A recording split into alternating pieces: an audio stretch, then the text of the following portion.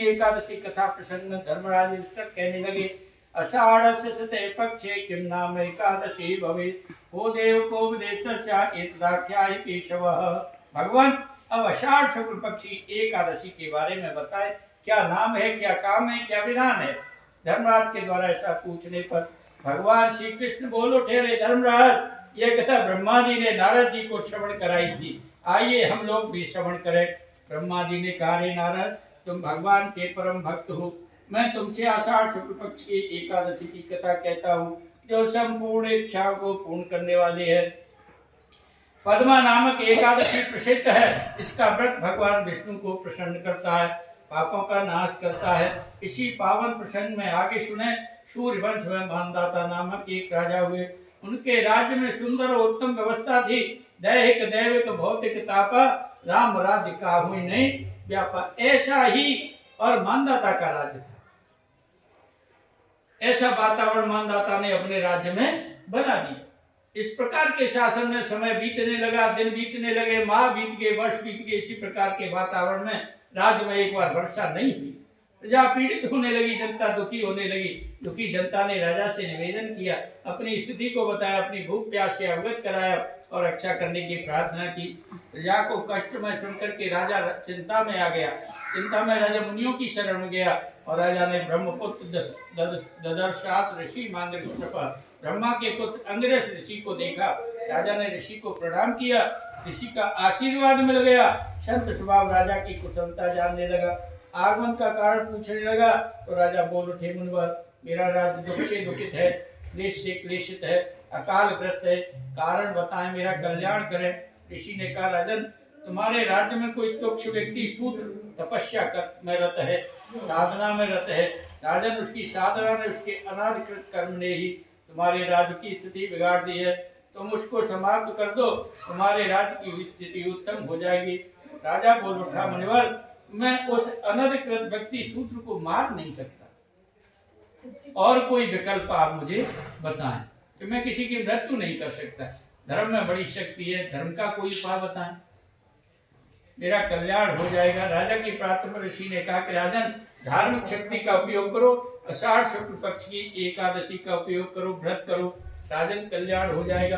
पद्मा एकादशी के व्रत के प्रभाव से राज्य में वर्षा भी होगी, सिद्धि भी मिलेगी, पापों का अंत होगा। इस प्रकार राजा ने ऋषि की बात को व्यवहार में लिया। पद्मा एकादशी का व्रत किया, पूजन किया, फल मिल गया, वर्षा हो गई, भूमि तृप्त हो गई, साथ साथ जनता तृप्त हो गई। इस प्रकार यह पद्मावती एकादशी भोग भी देती है, मोक्ष भी देती है और पापों से मुक्त करती है। और इस एकादशी को हर्षैनी एकादशी भी कहा जाता है। इसी एकादशी से और चातुर्मास प्रारंभ होता है।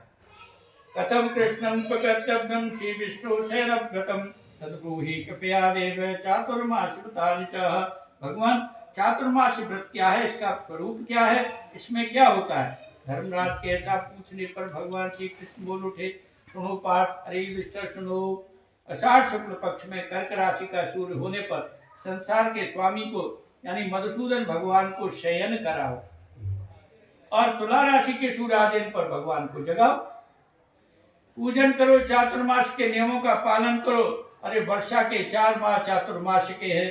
कार्तिक शुक्ल पक्ष में द्वादशी के दिन व्रत का समापन करें तो संपूर्ण फल मिलता है। पद्मा एकादशी को तुलसी का पौधा गमले में लगाने से महान पुण्य मिलेगा, अतः आप लोग अवश्य लगाएं। तुलसी की पवन से यमदूत भाग जाते हैं। इस प्रकार पद्मा एकादशी का व्रत अवश्य करो तो जीवन धन्य हो जाएगा। बोलो नारायण भगवान की जय। हर्षैनी एकादशी माता की जय। श्रावण कृष्ण पक्ष की कामिका एकादशी। अब आप लोग कामिका एकादशी की कथा श्रवण करें, जो श्रावण कृष्ण पक्ष में आती है। इसी प्रसंग में धर्मराज युधिष्ठिर कहने लगे कि भगवान, श्रावण कृष्ण पक्ष की एकादशी के बारे में बताइए। श्रावणे कृष्ण पक्षे तो किम नाम एकादशी भवेत् एतत् कथय गोविंद वासुदेव नमोस्तुते। भगवान, इसका नाम क्या है, विधान क्या है, मैं आपको प्रणाम करता हूँ। धर्मराज के निवेदन पर भगवान बोल उठे, अरे धर्मराज, इस व्रत के बारे में नारद जी ने ब्रह्मा जी से पूछा था। ब्रह्मा जी ने ये प्रसंग नारद जी को सुनाया था। अरे नारद, संसार के हित के लिए, मंगल के लिए तुमको सब बताता हूँ। अरे श्रावण कृष्ण पक्ष में काम का नामक एकादशी होती है। श्रावण मात्र से वाजपेयी यज्ञ का फल मिल जाता है। इस एकादशी के तो श्रवण मात्र से ही बहुत फल मिलता है। काम का एकादशी को शंख चक्रधारी श्रीमन नारायण भगवान की पूजा करो, अपार फल मिलता है। इसकी समानता गंगा नहीं कर सकती, काशी नहीं कर सकती, पुष्कर प्रयाग भी नहीं कर सकते।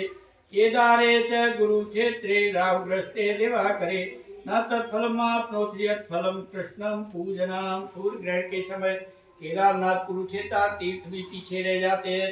पापी पुरुष काम का एकादशी का व्रत करे, पाप से मुक्त हो जाएगा। जो पुरुष तुलसी पत्र से हरि को पूजता है वह उसी प्रकार पाप में लिप्त नहीं होता जिस प्रकार कमल के पत्ते पर पानी नहीं लगता। अतः तुलसी पत्र से भगवान की पूजा करो। भगवान तुलसी पत्र चढ़ाने से अधिक प्रसन्न होते हैं, हीरा पन्ना मोती चढ़ाने से नहीं होते। तुलसी मंजरी की पूजा से जीवन भर के पाप समाप्त हो जाते हैं, जीवन जीवित हो जाता है, पवित्र हो जाता है। एकादशी के दिन तुलसी का दर्शन पापों को समाप्त करता है। तुलसी का स्पर्श शरीर को पवित्र करता है। प्रणाम करने से रोग दूर होते हैं, जल चढ़ाने से यमराज दूर होते हैं, तुलसी वृक्ष लगाने से भगवान की समीपता मिलती है, भगवान के चरणों पर तुलसी चढ़ाने से मुक्ति मिलती है। ऐसी तुलसी को बार बार प्रणाम करो। एकादशी को रात दिन अखंड दीपक जलाओ, असंख्य पुण्यों की प्राप्ति होगी और सूर्य लोक मिलेगा। इस प्रकार जो पुरुष भक्ति से इसके महात्म को सुनता है संपूर्ण पापों से मुक्त होता है तथा विष्णु लोक को जाता है। बोलो श्रीमन नारायण भगवान की जय। एकादशी माता की जय। श्रावण शुक्ल पक्ष की पुत्रदा एकादशी। अब आप लोग पुत्रदा एकादशी की कथा श्रवण करें। पहले की जय। हाँ, एडवांस कीजिए। पुत्रदा एकादशी की कथा श्रवण करें जो श्रावण शुक्ल पक्ष में आती है। इसी प्रसंग में धर्मराज युधिष्ठिर कहने लगे, श्रावणस्य शते पक्षे किं नामाकादशी भवेत् ततेऽस्य प्रसादेन ममाग्रे मधुसूदनः। भगवान, श्रावण शुक्ल पक्ष की एकादशी का नाम क्या है, काम क्या है, विधान क्या है? ऐसा पूछने पर श्री कृष्ण बोल उठे, अरे धर्मराज, यह एकादशी पाप समाप्त करने वाली है, वाजपेयी यज्ञ का फल देने वाली है। इसका नाम पुत्रदा एकादशी है। ये एकादशी यथा नाम तथा गुण वाली है। आइए इसकी महिमा को जान लें। भगवान श्री कृष्ण के मुखारबिंद से इसकी कथा श्रवण करें। एक महिष्मतीपुर नाम की नगरी है। महिजित नाम का राजा है। राजा का प्रजा पालने में प्रेम है, निष्ठा है, लगन है, परंतु राजा को वात्सल्य शुभ नहीं है। वात्सल्य का अभाव राजा को दुखी करता है, चिंतित करता है। यह भाव राजा के सामने बना रहता है। लोक बिगड़ गया, परलोक बिगड़ गया, यह विचार बना रहता है। ऐसे वातावरण में उसका समय व्यतीत हुआ। राजा वृद्धावस्था में आ गया। राजा ने अपनी चिंता ब्राह्मणों को दिखाई, मंत्रियों को बताई और कोई उपाय करने को कहा। जब राजा की चिंता से ब्राह्मण और मंत्री भी चिंता में आ गए। ऐसे चिंतित वातावरण में ब्राह्मण और मंत्रियों को लोमस ऋषि दिखाई दे गई, जो कैसे है, लोमसम धर्म तत्वज्ञम सर्वशास्त्र विशारदम दीर्घायु यशम महात्म अनेकम ब्रह्म संहितम। अरे वो धर्म के ज्ञाता है, शास्त्रों में निपुण है, आयु की दीर्घता है, ब्रह्मा की सदस्यता है, तीनों कालों की ज्ञातज्ञता है। ऐसे ऋषि को प्रणाम किया, वंदन किया, अभिनंदन किया। मंत्री और प्रजाजन के वंदन ने लोमस ऋषि को भावित कर दिया और वाणी मुख से मुखरित हो गई। ऋषि बोल उठे, पूछ बैठे, अरे भावजनों, आप अपना परिचय बताओ, अपने आने का लक्ष्य बताओ, कारण बताओ। ऐसा पूछने पर प्रजाजन बोल उठे, भगवान, हमारा महिजित नामक राजा संतानहीन है। राजा दुख से दुखित है। राजा को दुख से मुक्त करें, राजा के जीवन को जीवित करें, जीवन को प्रकाशित करें।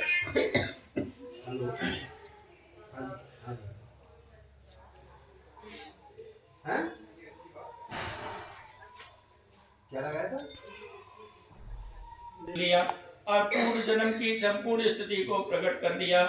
और ऋषि बोल उठे, अरे भावुक जनों, तुम्हारा राज पूर्व जन्म में क्रूर करने वाला था। ऐसी स्थिति में राजा ने एक बार ज्येष्ठ मास की शुक्ल पक्ष की एकादशी के दिन पानी पीते गाय को डंडा मार दिया। प्यासी गाय को भगा दिया। प्यासी गाय भगाने का प्रतिफल मिल गया, राजा संतानहीन हो गया।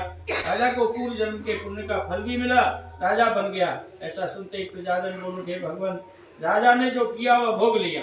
भगवान राजा के संतान हो जाए ऐसा उपाय बताए, ऐसा विकल्प हमें बताएं, रास्ता बताएं। हम लोग राजा को संतानवान देखना चाहते हैं। इसी ने प्रजा का भाव जान लिया और बोल उठे, श्रावण शुक्ल पक्षे तु पुत्र नाम विश्रुतः। अरे तुम लोग श्रावण शुक्ल पक्ष की पुत्र नाम की एकादशी का व्रत करिए, पूजन करो और उसका संपूर्ण प्रतिफल राजा को अर्पित करो। ऐसा करने पर राजा संतानवान बन जाएगा। प्रजाजन पुत्र प्राप्ति की आशा से आशान्वित होकर के लौट आए और कुछ समय बाद सभी लोगों ने पुत्रदा एकादशी का व्रत किया, पूजन किया। एकादशी व्रत के पुण्य को राजा को अर्पित कर दिया। राजा को फल मिल गया, पुत्र की प्राप्ति हो गई, स्वर्ग मिल जाएगा, मोक्ष मिल जाएगा। बोलो नारायण भगवान की जय। बोलो पुत्रदा एकादशी माता की जय। भाद्र कृष्ण पक्ष की अजा एकादशी। अब आप लोग अजा एकादशी की कथा श्रवण करें जो भाद्र कृष्ण पक्ष में आती है। इसी प्रसंग में धर्मराज युधिष्ठिर बोले, भगवान कृष्ण पक्ष की एकादशी का नाम क्या है, विधान क्या है?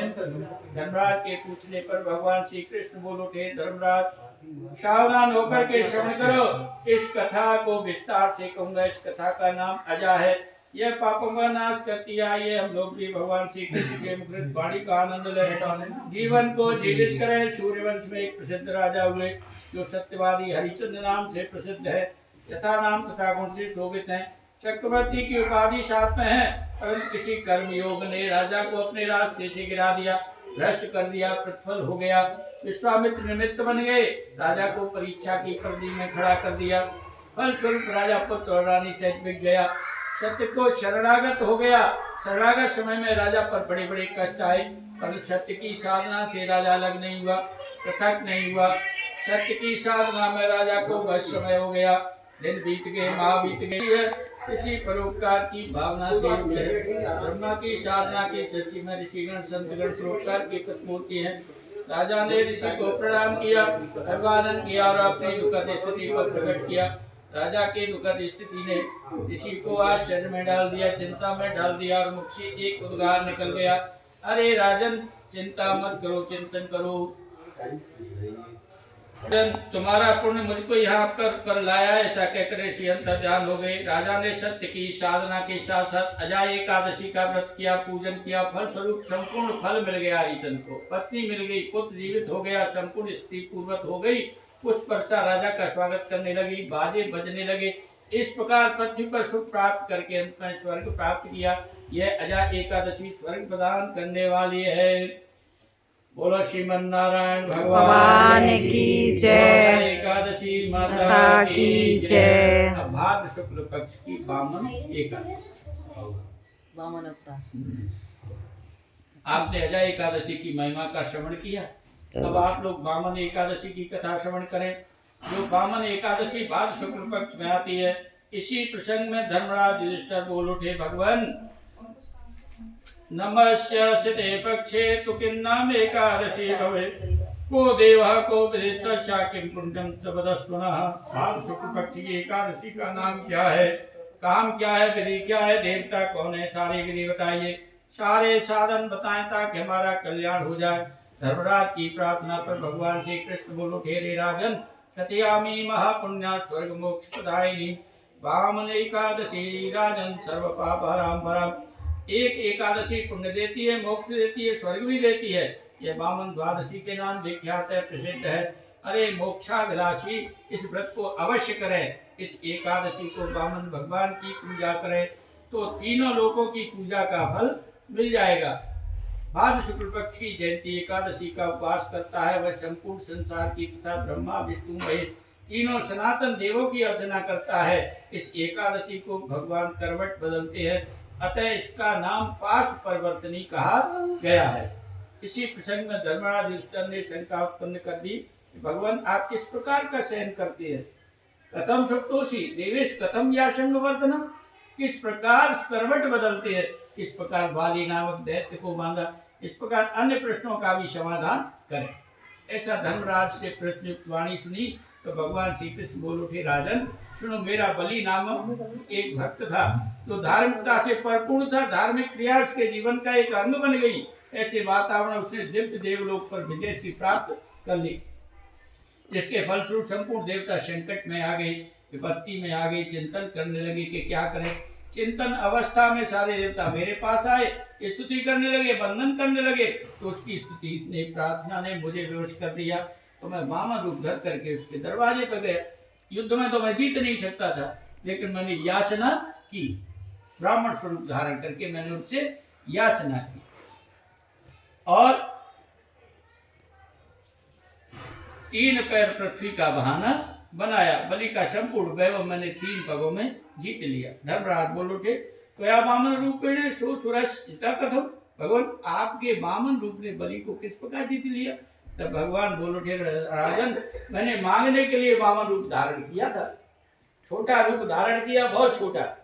3 पग भूमि की याचना की, मेरी 3 पर भूमि की याचना पर बलि भावित हो गया कि कितना नापेगा, मेरे पास तो अपार धन संपत्ति है। और जब नापने का मौका आया तो मैंने अपना विशाल स्वरूप धारण कर लिया, विराट रूप जागृत हो गया। 2 पग से उसका सारा वैभव मैंने नाप लिया, तीसरे पग से उसका मस्तक मैंने नाप लिया। बलि को पाताल में भेज दिया और मैं तेरे समीप रहूंगा, ऐसा वरदान मैंने उसे दे दिया। तमय का तत्वमूर्तिश्च बलिमाश्रित्य तिष्ठति द्वितीय शेष पृष्ठे वै क्षीराब्दो सागरो समेत। पाताल में मेरी एक मूर्ति बलि के पास रहती है और दूसरी क्षीर सागर में शेषनाग की पीठ को शोभित करती है। इस प्रकार कार्तिक मास तक शेषशाही भगवान शयन करते हैं। शयन काल का पुण्य अनंत फलदायी होता है। इस एकादशी को भगवान करवट बदलते हैं। वामन द्वादशी को दही का दान करो, सोने चांदी का दान करो, रात्रि को जागरण करो, कल्याण हो जाएगा, जीवन जीवित हो जाएगा तथा चंद्रमा के समान उज्जवल हो जाएगा। अश्वमेध यज्ञ का फल मिल जाएगा। बोलो वामन भगवान की जय, बोलो वामन एकादशी माता की जय। अब आश्विन कृष्ण पक्ष की इंदिरा एकादशी। अब आप इंदिरा एकादशी की कथा श्रवण करें जो आश्विन कृष्ण पक्ष में आती है। इसी प्रसंग में धर्मराज युधिष्ठिर कहने लगे, कथया सुप्रसादेन ममाग्रे मधुसूदन आश्वने कृष्ण पक्षे तो किम नाम एकादशी भवे। हे मधुसूदन, आप आश्विन कृष्ण पक्ष की एकादशी की महिमा बताए, उसका नाम बताए, विधि बताए। धर्मराज से ऐसी प्रश्नयुक्त वाणी सुनकर के भगवान श्री कृष्ण बोल उठे, अरे राजन, आश्विन कृष्ण पक्ष में इंदिरा एकादशी होती है। यह एकादशी पापों का नाश करती है, नरकगामी पितरों को गति प्रदान करती है। इसके श्रवण मात्र से वाजपेयी यज्ञ का फल मिलता है। आइए इसकी महिमा का श्रवण करें और व्यवहार में लाएं। सर्वप्रथम सतयुग का समय था। महिष्मती नगरी में इंद्रसेन नाम का एक राजा था। प्रजापालन में धार्मिकता का भाव है, जिससे वह राजा सभी प्रकार से संपन्न है। ऐसी संपन्नता में राजा का समय बीतने लगा। दिन बीत गए, महीने बीत गए, वर्ष बीत गए। ऐसे वातावरण राजा की सभा में एक दिन श्रीमन नारायण कहते नारद जी आ गए। राजा ने प्रणाम किया, पूजित पार्थ नाम शास्त्रे सन्निवेशित, अर्घ आदि विधि से पूजा करके आसन पर बैठाया। तो नारद जी ने राजा से कुशलता पूछी। कुशलम तो राजेंद्र, अरे राजन तुम कुशल हो? धर्मवती वर्तते तेरे, अरे बुद्धि धर्म में है ना? ऐसा पूछने पर राजा बोल उठा, तत्प्रसादान मुनि श्रेष्ठ सर्वत्र कुशलम मम। आपकी दया से मैं कुशल हूँ। अमोय भाव सन्मनता बिनु हरि कृपा मिले नहीं। क्षमता की राजा ने पुष्टि कर दी। साथ ही राजा ने नारद जी से आगमन का कारण पूछा। तो नारद जी बोल उठे, राजन सूयताम राज सारूल भद्वतो विस्मद्वैपदम। मेरे आश्चर्य युक्त वचन सुनो, मेरे आने का कारण सुनो। ये राजन, मैं अचानक यमलोक गया और यमराज के द्वारा पूजित हुआ। पूजित अवस्था में मैंने यमराज की सभा में तुम्हारे पिता को देख लिया। अरे धर्मात्मा, तुम्हारे पिता किसी व्रत के खंडित होने पर यमराज की सभा में नगरी में पहुंच गए हैं और तुम्हारे पिता ने आदेश किया है कि मेरा पुत्र मुझे यमलोक से हटाए। उसके लिए वह इंदिरा एकादशी का व्रत करे, पूजन करे, साधन करे और उसके पुण्य को मेरे निमित्त भगवत अर्पण करे, तो निश्चय ही मेरा यमलोक छूट जाएगा और उसका पुत्र नाम सार्थक हो जाएगा। पुत्र नाम ही ब्रह्मा जी ने क्यों दिया? पुन्नाम त्रायते पितर, जो अपने पुण्यों के द्वारा अपने पितरों को तार दे, उसी को तो पुत्र ब्रह्मा जी ने कहा है। राजा पिता के कल्याण में लग गया और संकल्पित हो गया। नारद जी से व्रत का विधान पूछने लगा। नारद जी भी परोपकार में आ गए, संत स्वरूप की साधकता में आ गए और एकादशी व्रत का विधान मुख से मुखरित होने लगा। राजन, आश्विन कृष्ण पक्ष की एकादशी को स्नान करके शुद्धता से पवित्रता से पितर श्राद्ध करो। एकादशी व्रत के नियमों का पालन करो। एकादशी के नियमों को व्यवहार में लाओ। एकादश इंद्रियों को भगवान में लगाओ। रात्रि को जागरण करो। द्वादशी को द्वादश नियमों का पालन करो। ब्राह्मण भोजन कराओ और स्वयं भोजन करो। इस प्रकार एकादशी व्रत के सभी नियमों का पालन करने से तुम्हारे पिता को स्वर्ग की प्राप्ति होगी। इस प्रकार सारा विधान बता करके नारद जी अंतर ध्यान हो गए। इधर राजा ने संपूर्ण विधान को व्यवहार में ले लिया। विधान से एकादशी का पूजन किया, फल भी मिल गया, पुष्प वर्षा होने लगी, बाजे बजने लगे। पिता विष्णुलोक में आ गए। कुछ समय बाद को इंद्रसेन भी स्वर्ग चले गए। और यह व्रत पापों से मुक्त करने वाला है और विष्णुलोक प्रदान करने वाला है। बोलो श्रीमन नारायण भगवान की जय। इंद्रा एकादशी की जय।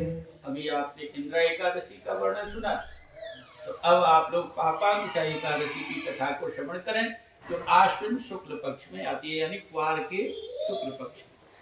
इस एकादशी के पावन प्रसंग में धर्मराज युधिष्ठिर कहने लगे, कतव्यस्य प्रसादेन भगवन् मधुसूदन इसस्य शुक्ल पक्षे तुम किम नाम एकादशी भवेत्। भगवान, आश्विन शुक्ल पक्ष की एकादशी का नाम क्या है, विधान क्या है? धर्मराज के पूछने पर भगवान श्री कृष्ण बोल उठे, पाशांकुशेत विख्याता सर्वा परा परा। अरे धर्मराज, इसका नाम पापांकुशा है। ये काम से पापांकुशा है जो पापों को समाप्त करती है। इस एकादशी में पद्मनाभ भगवान की पूजा करो। दीर्घ काल की तपस्या का फल मिल जाता है। हजारों वर्ष में यज्ञ, सैकड़ों राजसी एकादशी के 16वें भाग के बराबर भी नहीं है। संसार में एकादशी के समान कोई पुण्य नहीं है। न गंगा न गया राजन, न काशी न च पुष्करम, न चापि कौरवम क्षेत्रम पुण्य भूप हरे दिनाथ। गंगा, पुष्कर, काशी और कुरुक्षेत्र ये सब हरि के दिन से पवित्र नहीं है। अरे ये एकादशी स्वर्ग भी देती है, मोक्ष भी देती है, धन दान प्रदायनी, यह धन दान भी प्रदान करती है। एकादशी को जागरण करो तो बिना प्रयास के विष्णु लोक पहुंच जाओगे। एकादशी व्रत से 10 पीढ़ियों का उद्धार हो जाता है। एकादशी को तिल, स्वर्ण, भूमि, गाय, अन्न, जल, छाता आदि दान करो। यह दान यमराज के दर्शन से मुक्त कर देगा। भगवान राम ने रावण भक्त के दोष निवारण के लिए, ब्रह्म हिंसा निवारण के लिए एकादशी व्रत किया, दोष मुक्त हो गए। यह पापांकुशा एकादशी का व्रत जीवन को पवित्र और जीवित कर देता है। बोलो श्रीमन नारायण भगवान की जय। बोलो पद्मनाभ भगवान की जय। पाशांकुशा एकादशी माता की जय। कार्तिक कृष्ण पक्ष की रमा एकादशी। अभी आपने पापांकुशा एकादशी की कथा श्रवण की। अब आप कार्तिक कृष्ण पक्ष की एकादशी की महिमा बताएं। भगवान से और युधिष्ठिर कहने लगे, विधान बताएं। धर्मराज के पूछने पर भगवान श्री कृष्ण बोलो, श्री राजन, कार्तिक कृष्ण पक्ष की एकादशी की महिमा सुनो, जान लो और व्यवहार में लाओ। श्रूयता राज शार्दूल कथयामि तवाकृतः कार्तिके कृष्ण पक्षे तु रमा नाम्नि सुशोभनः। अरे राजन, कार्तिक कृष्ण पक्ष की रमा एकादशी है। यह महापाप हरा परा पाप विनाशक है। इसका एक प्रसंग आइए श्रवण करें। सर्वप्रथम मुचकुंद नाम के राजा हुए, जो हरि भक्त थे, सत्य प्रतिज्ञ थे। इंद्र, वरुण, कुबेर आदि के साथ मित्रता थी। एक बार नदियों में शेष चंद्रभागा नदी राजा के घर उत्पन्न हो गई और चंद्रसेन के शोभन नामक पुत्र के साथ गृहस्थ धर्म स्वीकार कर लिया। और समय बीतने लगा। उसी वातावरण में एक बार शोभन ससुराल में आया और उसी समय फलदायी एकादशी का व्रत आ गया। राजा ने 10वीं को घोषणा कर दी कि कल सभी एकादशी का व्रत करेंगे, पशु पक्षी भी अन्न ग्रहण नहीं करेंगे। ऐसा सुनकर के ससुराल में थे शोभन ने अपनी पत्नी से कहा, किम कर्तव्यम मया कांते देश इच्छा शोभने तेन ये नवे सम्यक जीवितम नवनिष्यति। भैया अब तू बता, मैं क्या करूं, मैं तो भूखा रह नहीं सकता। अब तेरी ससुराल में जाओ तो मेरे तो प्राण निश्चित ही चले जाएंगे। तो उसकी पत्नी ने कहा कि स्वामी, या तो हमारा देश छोड़ दीजिए आप। हमारे यहाँ तो हमारे पिताजी का आदेश है कि 10वीं की रात्रि से कोई भोजन नहीं करेगा, कल भी भोजन नहीं मिलेगा किसी को। पक्षियों तक को भी नहीं मिलेगा तो आपको भोजन कहाँ से दूंगी मैं। और जो भोजन देगा उसको दंडित करेंगे पिताजी। तो इसलिए आप कहीं दूसरी जगह चले जाए। परंतु शोभन में श्रद्धा जाग गई, भक्ति जागी, इसलिए शोभन भी संकल्पित हो गया और मुख से वाक्य निकल गया कि मैं भी एकादशी व्रत का पालन करूंगा। इस प्रकार भगवान के भरोसे पर व्रत किया। दिन बीत गया, रात्रि भी आ गई। रात्रि उसके लिए असहनीय हो गई। रवे रुदय वेलायाम शोभनम पंचता गथा। सूर्योदय के समय शोभन का प्राणांत हो गए और अंतिम संस्कार भी कर दिया गया। चंद्रभागा पिता के घर में रहने लगी। इधर शोभन ने रमा एकादशी व्रत के प्रभाव से मनोहर देव स्थान को प्राप्त किया। वह नगर सर्वगुण संपन्न था। शोभन उस नगर का राजा बन गया। गंधर्व गान करने लगे, अप्सराएं स्थिति में आ गई। शोभन साक्षात इंद्र के सदस्य हो गया। समय बीतने लगा। ऐसे समय एक बार मुचकुंद नगर का शोभ शर्मा नामक ब्राह्मण तीर्थ यात्रा करते समय शोभन के देव स्थान पर पहुंच गए। उसने पहचान लिया, ये तो हमारे राजा का दामाद है। शोभन ने ससुराल के ब्राह्मण को देख लिया और प्रणाम किया। पूर्व जन्म की पत्नी और अपने ससुर की कुशलता पूछी। कुशलता मिल भी गई। शोभन कुशलता प्राप्त कर अपनी कुशलता बताने लगा और कार्तिक कृष्ण पक्ष की एकादशी की महिमा भी बताने लगा। साथ में अपने नगर की कमी बताने लगा। अरे ये नगर अस्थिर है, इसके लिए एक उपाय अगर हो जाए, कोई चिंतन करो ताकि ये नगर स्थिर हो जाए। अरे ब्राह्मण, नगर को स्थिर करने की शक्ति मेरी पूर्व की पत्नी में निहित है, मुचकुंद की पुत्री चंद्रभागा में निहित है। अरे ब्राह्मण, यह वृत्तांत आप उससे कह देना ताकि यह नगर स्थिर हो जाएगा। ब्राह्मण ने शोभ शर्मा का संदेश उसकी पत्नी चंद्रभागा को बता दिया और स्पष्ट कर दिया। अरे चंद्रभागा, तेरा पति देव स्थान नगरी में है, तुम उस नगरी को स्थिर कर दो। चंद्रभागा अपने पति के पास जाने को उद्यत हो गई, विवश हो गई और नगर को स्थिर करने को तत्पर हो गई। ब्राह्मण चंद्रभागा को वामदेव मुनि के आश्रम में ले गया और सारा वृत्तांत भी बता दिया। ऐसा सुनकर के ऋषि परोपकार में आ गए, कल्याण में आ गए। चंद्रभागा का वेद मंत्रों से अभिषेक कर दिया, प्रतिफल हो गया। चंद्रभागा को दिव्य शरीर प्राप्त हो गया, पति के पास आ गई। पूर्व पत्नी को देख शोभन प्रसन्न हो गया। प्रसन्नता में पत्नी को वामांग में बिठा लिया। पत्नी ने अपने पति से सुंदर वचन कहे। अरे स्वामी, आप अपने हित की बात श्रवण करो। स्वामी, मैंने 8 वर्ष के उपरांत बहुत साधना की है। जो मुझ में शक्ति रूप में विद्यमान है, उस शक्ति के प्रभाव से यह नगरी अचल हो जाएगी। यह एकादशी चिंतामणि के समान है, कामधेनु के समान है। ब्रह्म हत्या दूर हो जाती है।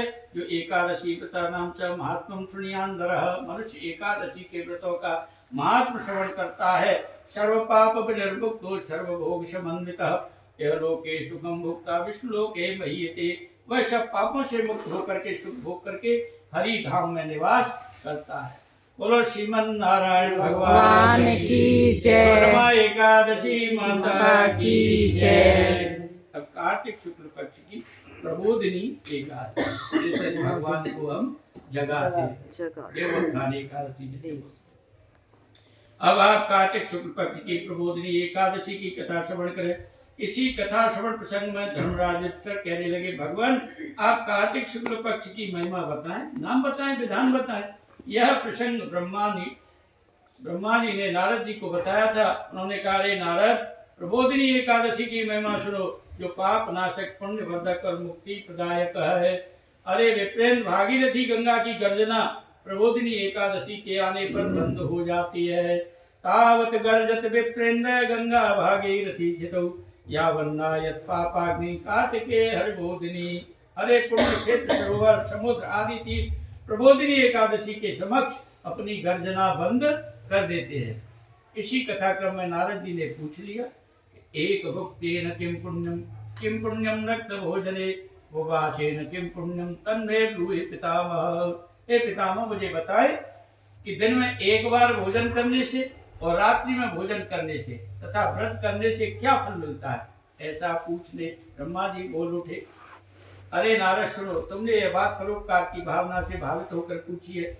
अरे नारद, एक बार का भोजन एक जन्म के पाप को नष्ट करता है और रात्रि का भोजन 2 जन्म के पाप समाप्त करता है तथा एकादशी का व्रत 7 जन्म भवम पापम उपवासेन नश्यति, 7 जन्मों के पापों का नाश करता है। और यह प्रबोधिनी एकादशी तो सुमेरु पर्वत बंदराचल पर्वत के समान महान पापों को समाप्त करती है और पुण्यों को उत्पन्न करती है। अतः प्रबोधिनी एकादशी का व्रत अवश्य करो, जागरण करो, पूजन करो। क्या फल मिलेगा? तीनों कालों के 10,000 कुल विष्णु धाम चले जाएंगे। प्रबोधिनी एकादशी का व्रत करो, समस्त तीर्थ घर में आ जाएंगे। श्रीमन नारायण भगवान की प्रसन्नता मिलेगी। अरे प्रबोधिनी एकादशी की कथा श्रवण करो, पूजन करो, योगी बन जाओगे, ज्ञानी बन जाओगे, जितेंद्रिय बन जाओगे, जिसके फलस्वरूप भोग भी मिलेगा और मोक्ष भी मिलेगा। जन्मना छूट जाएगा, मरना छूट जाएगा। अरे जिसने प्रबोधिनी एकादशी का व्रत नहीं किया उसका सारा पुण्य व्यर्थ है। इसलिए हे नारद, सब धर्मों को त्याग दो, सर्वधर्मान परित्यज्य तस्मात् कुर्वीत नारद, और एकादशी का व्रत अवश्य कर। गीत्वा च मम नामानि न तयेन मम सन्निधौ इदं ब्रवीमि सत्यम की तो हम तेन चार्जना। जो मेरे गीतों का गान करके नाचने लगता है उसने मुझे खरीद लिया है, यह मैं सत्य कहता हूँ। अतः संसार के सामने नहीं, भगवान के सामने नृत्य करो, गान करो, तुलसी से भगवान का पूजन करो। नवदा तुलसी भक्ति ये कुर्वन्त दिने दिने यो कोटि सहस्राणि ते वसंत हरिग्रहे। जो पुरुष तुलसी की नवदा भक्ति करते हैं वे हजारों और करोड़ों युग तक भगवान के धाम में निवास करते हैं। इस प्रकार रात्रि में भगवान केशव की पूजा करो, द्वादशी को प्रातः स्नान करो, केशव भगवान की पूजा करो, ब्राह्मणों को भोजन कराओ, मंगल हो जाएगा। इस प्रकार विधि से विधान से एकादशी का व्रत करे, अपार फल प्राप्ति होती है।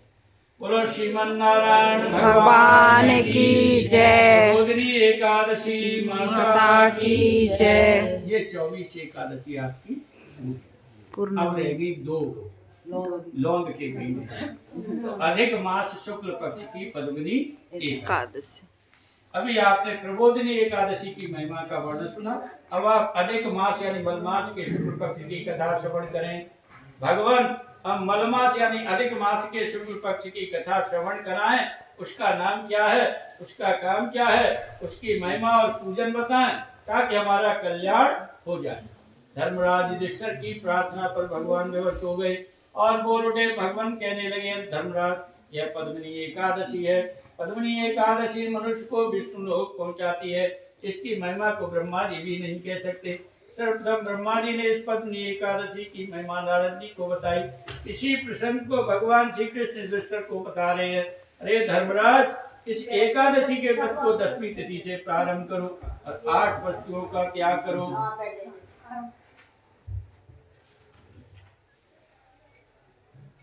प्रथम पहर के जागरण से यज्ञ का फल मिलेगा, इसमें नारियल के जल से अर्घ दो। दूसरे पहर में जागरण करो, बिल फल से पूजा करो, वाजपेयी यज्ञ का फल मिल जाएगा। तृतीय पहर में जागरण करो, बिजौरा नींबू से पूजा करो, अश्वमेध यज्ञ का फल भी मिल जाएगा। चतुर्थ पहर में जागरण करो, सुपारी से पूजा करो, राशि यज्ञ का फल मिल जाएगा। जो अधिक मास में एकादशी आती है उसकी 4 प्रहर की पूजा बताएंगे। अरे ऐसा विधि विधान से व्रत करने से जीवन धन्य हो जाएगा। और एकादशी की महिमा श्रवण करो। इसकी महिमा पुलस्त मुनि ने नारद जी को बताई। एक समय का प्रसंग है कि कार्तवीर्य ने रावण को कारागार में बंद कर दिया और पुलस्त मुनि ने राजा से रावण को मुक्त कराया था। इस प्रसंग पर नारद जी को आश्चर्य हो गया और नारद जी पूछने लग गए कि रावण पर कार्तवीर्य ने किस प्रकार विजय प्राप्त की।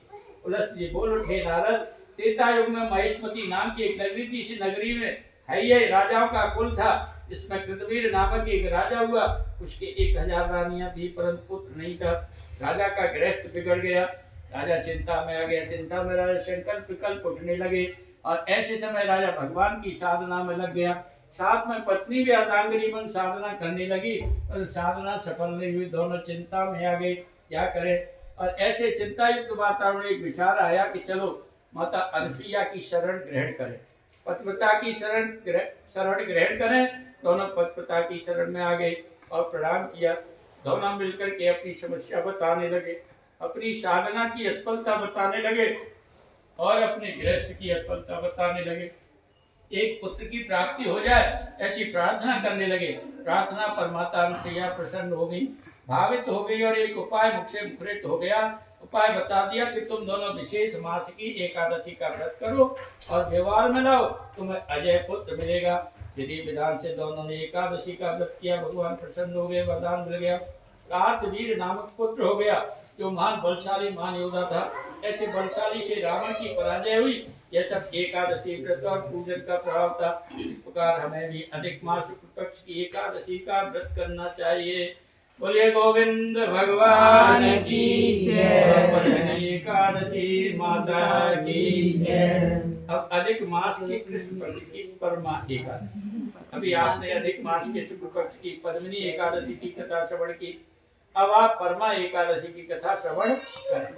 इसी कथा श्रवण प्रसंग में धर्मराज इससे बोल उठे, मलिम्लोच्चस्य मासस्य कृष्णाका कथ्यते विभो किम नाम कोपदेशस्य कथयस्व विभत्पते।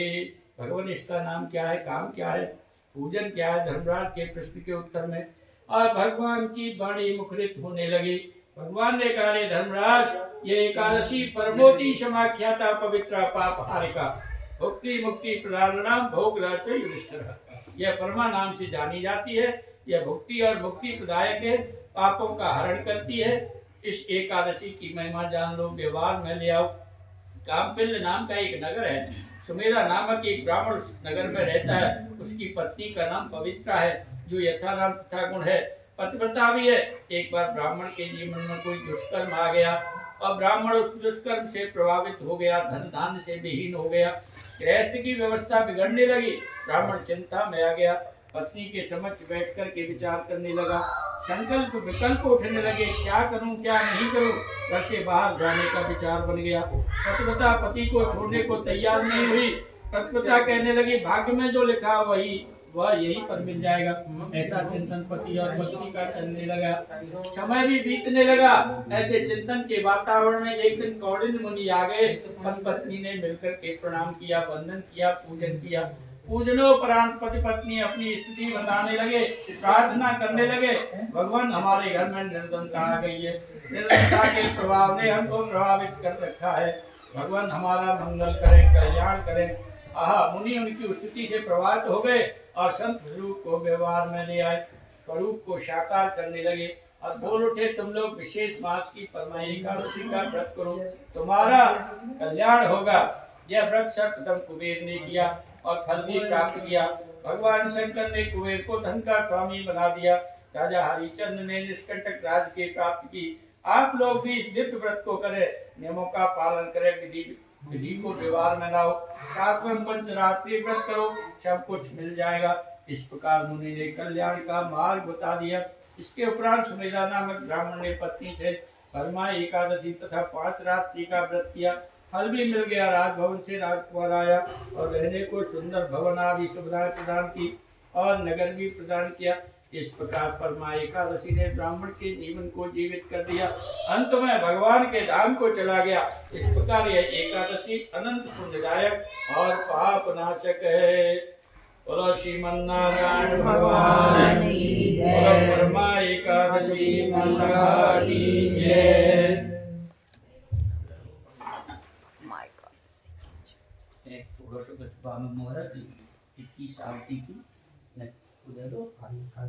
कोई बर्तन मिट्टी लकड़ी नहीं है ना, कल हुआ थोड़ा सा एक आज केवल हाँ छोटा वाला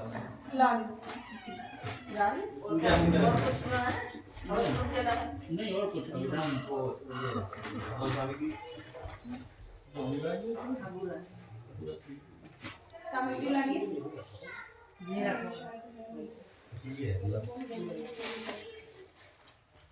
ये कपूर है, सामग्री है ना।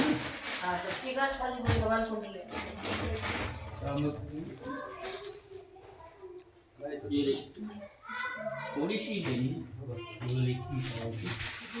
ओम इंद्राय स्वाहा, इंद्राय नमः। ओम अग्नये स्वाहा, इदमग्नये नमः। ओम भूः स्वाहा, इदं नमः। ओम भुवः स्वाहा, इदं नमः। ओम स्वाहा स्वाहा इदं सूर्याय नमः। ओम सोमाय स्वाहा इदं सोमाय नमः। ओम नमो भगवते वासुदेवाय स्वाहा। ओम नमो भगवते वासुदेवाय स्वाहा। ओम नमो भगवते वासुदेवाय स्वाहा। ओम नमो भगवते वासुदेवाय स्वाहा।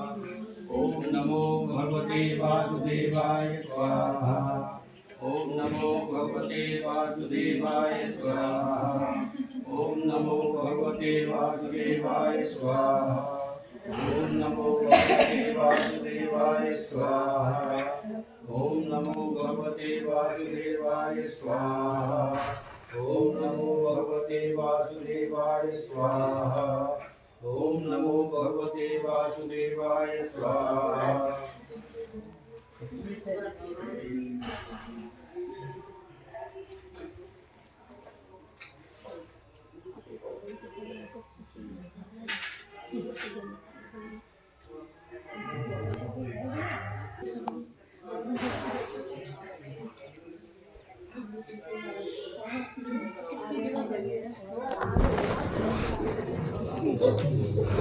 आगे आगे डर लग रहा है ना, आगे बहुत सारा आगे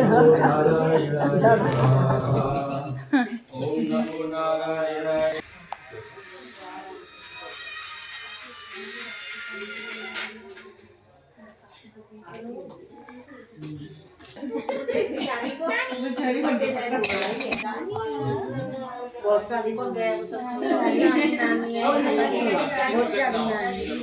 क्या करें